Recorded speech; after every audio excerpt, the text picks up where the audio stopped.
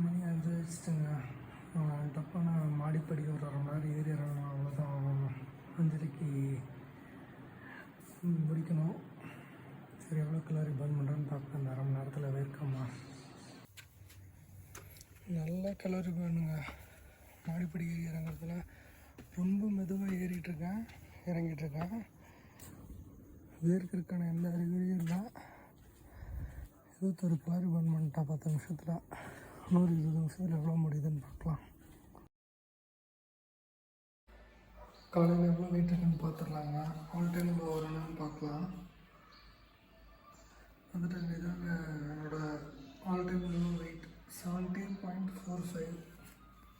எப்பவுமே பார்க்கும்போது 70.69 இருப்பேன். இப்போ 70.45.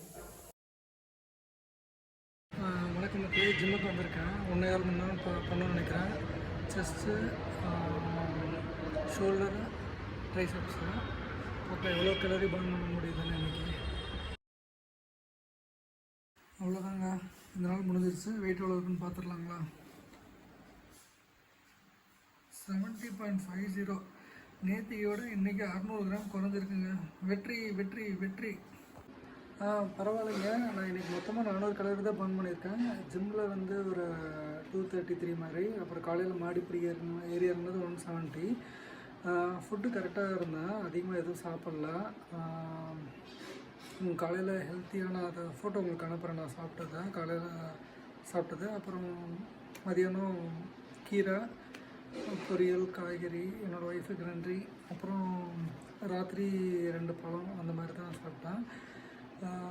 பரவாயில்லைங்க, 600 கிராம் மொத்தமாக குறைஞ்சிருக்கேன்.